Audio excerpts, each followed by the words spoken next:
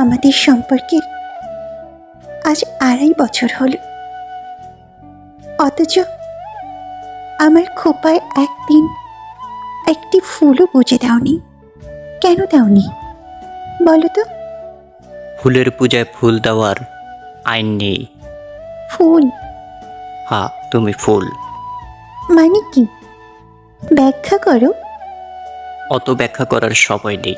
ফুলের পূজায় ফুল দিতে হয় না। তার মানে আমি ফুল?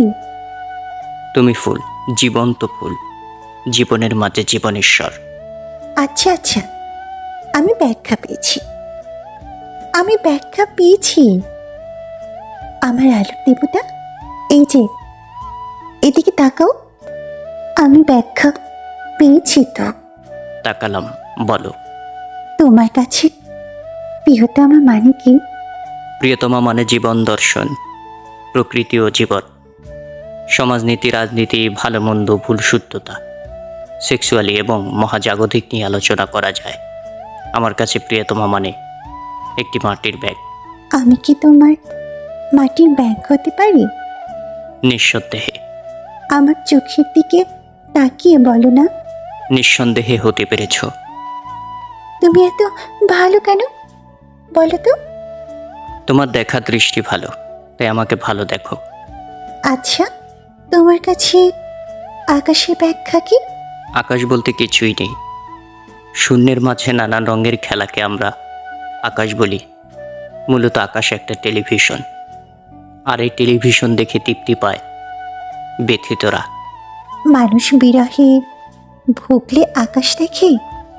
না, মানুষ বিরহে ভুগলে নিজের স্থানটাকে খুঁজে পায়। মানুষের স্থান কোথায়? শূন্যে, মহাশূন্যে, যেখানে শূন্য হওয়ার ভয় নেই। আমরা শূন্যতাকে ভয় পাই কেন? কারণ আমরা শূন্যতার মানে বুঝি না। জীবনে যে যত শূন্য, সে তত মুক্ত।